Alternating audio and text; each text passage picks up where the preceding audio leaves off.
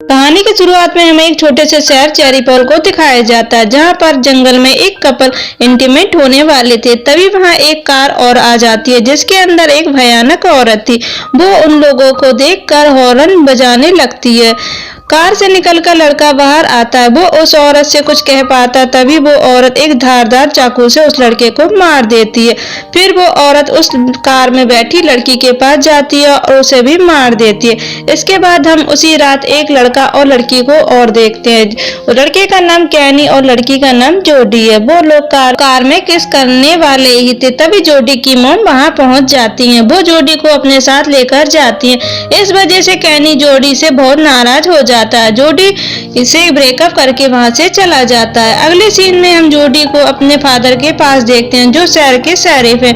वो जोडी को डांटते हैं क्योंकि जोडी रात में देर से आई थी। अगली सुबह ब्रेड को पता चलता है कि जंगल में 2 डेड बॉडी मिली है, इसलिए वो जांच करने जाता है। ये डेड बॉडी उनकी डेड बॉडी है जिनको हमने मूवी के स्टार्ट में मरते हुए देखा था। वो उनके केस की जांच करने स्कूल में जाता है। इसी बीच हमें पता चलता है कि स्कूल के प्रिंसिपल शरीफ के बचपन के दोस्त हैं, जिनका नाम टॉम है। वो दोनों वहाँ पर बहुत देर तक बातें करते हैं। फिर सारे बच्चों से पूछताछ करने क्लास के अंदर जाते हैं, जहाँ पर प्रोफेसर मार्टिन स्टोन बच्चों को पढ़ा रहा था।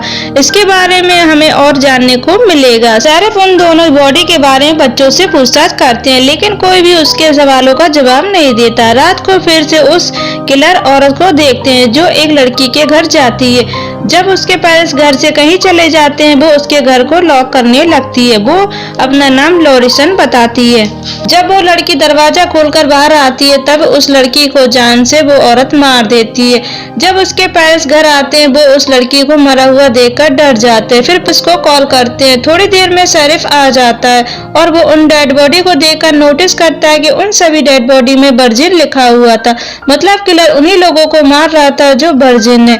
इन सभी चीजों को देखने के बाद शरीफ एक मीटिंग बुलाता है, जहाँ पर शहर के सभी बच्चों के पेरेंट्स शामिल होते हैं। यहाँ पर ब्रेड उनसे कहता है कि किलर उन्हीं लोगों को मार रहा है जो प्योर यानी वर्जिन है। ये सब सुनने के बाद पेरेंट्स बौखला जाते हैं।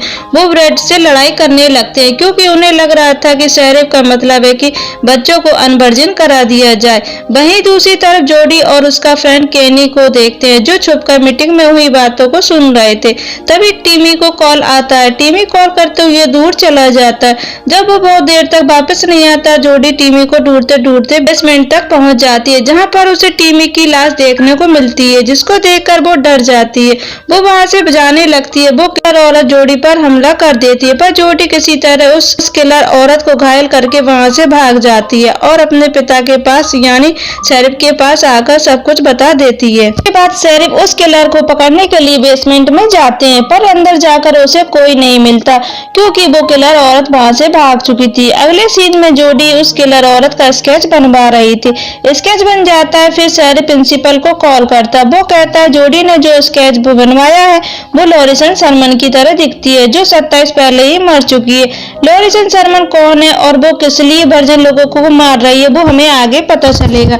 दूसरी तरफ हम जोडी को देखते हैं, जो दूसरे फोन से बातें सुन रही थी और वो लॉरिसन के बारे में जानने के लिए लाइब्रेरी में जाती है, सर्च करने लगती है। तभी उसकी माँ वहां पहुंच जाती है। कुछ देर पूछने के बाद उसकी मॉम उसे सच बता देती है। वो कहती है आज से 27 साल पहले 4 लड़कों ने एक लड़की लॉरिसन जो उसके साथ जबरदस्ती की थी, क्योंकि वो लड़की अनाथ थी, इसलिए उसे न्याय नहीं मिला। इसके बाद वो अचानक गायब हो गई, उसका पता नहीं चला। ये सब सुनने के बाद जोडी अपने मॉम से पूछती है वो 4 लड़के जिसने जबरदस्ती की थी वो कौन है। उसकी मॉम कहती है जिनमें से 2 लड़के मर चुके हैं और बचे हुए 2 लड़के कोई और नहीं, प्रिंसिपल और आपके फादर। ये सब सुनने के बाद जोडी अपने पिता से नाराज हो जाती है। दूसरी तरफ हम स्कूल में सारे बच्चों को देखते हैं, जो डिसाइड करते हैं कि वो लोग स्कूल में एक पार्टी करेंगे और एक दूसरे के साथ इंटीमेट हो गए। शाम को ब्रेड जब प्रिंसिपल के घर जाते हैं, तो वहाँ पर वो देखता है किलर ने प्रिंसिपल को मार दिया था, जिसको देखकर वो डर जाता है। तभी वो किलर पीछे से आकर शरीफ को मारकर बेहोश कर देता है। इसके बाद हमें बच्चों की पार्टी दिखाई जाती है, जहाँ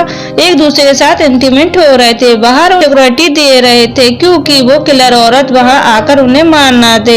इसी दौरान हम पार्टी में किटी को देखते हैं। पार्टी में किटी में किसी के साथ इंटीमेट नहीं हो रहा था, क्योंकि वो जोडी के साथ ही मजे लेना चाहता था, इसलिए वो जोडी को लाने के लिए चला जाता है।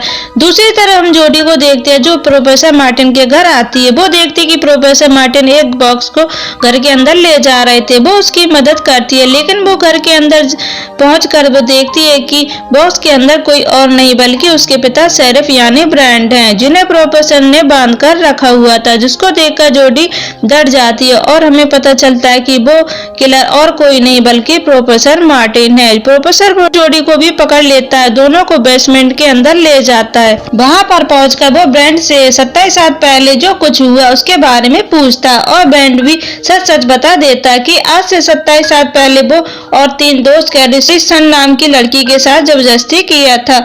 इसके बाद वो लड़की प्रेग्नेंट हो गई थी, उसे न्याय नहीं मिला था, इसलिए वो वहां से चली गई थी। ये सब सुनकर मार्टिन कहता है कि लॉरिसन जर्मन कोई और नहीं उसकी मोम है, जिसके साथ तुम लोगों ने ये घटिया काम किया, इसलिए वो अपनी मोम को न्याय दिलाने के लिए वर्जिन लड़कियों की सील तोड़ रहा है। दूसरी तरफ हम किटी को देखते हैं जो जोडी को ढूंढते हुए प्रोफेसर के घर पहुंच जाता और दरवाजा को लॉक करता। प्रोफेसर बाहर आकर किटी को मारने लगता है, पर किटी किसी तरह बचकर घर के अंदर आ जाता है। अंदर जाते ही उसे चीखने की आवाजें आती है।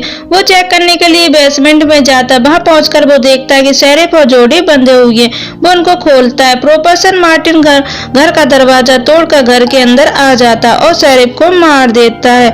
जोडी और किटी ये सब देखकर डर जाते, वो लोग वहां से भाग जाते। वो लोग भागते भागते स्कूल की बिल्डिंग तक पहुंच जाते, जहां पर पहुंचकर वो देखते हैं सभी बच्चे एक दूसरे के साथ टपाटप कर रहे थे। तभी वहां से किलर लेडी यानी प्रोफेसर मार्टिन वहां पहुंच जाता है और उन सभी को अंधाधुंध मारने लगता है। इसी बीच वो जोडी पर भी अटैक करता है। जोडी उसे किसी तरह बालकनी से नीचे गिरा देती है, एक लकड़ी का ऊपर गिरता है। वो लकड़ी उसके पेट में घुसने की वजह से वो किलर मारा जाता है। यहीं पे ये मूवी खत्म हो जाती है। Thank you for watching.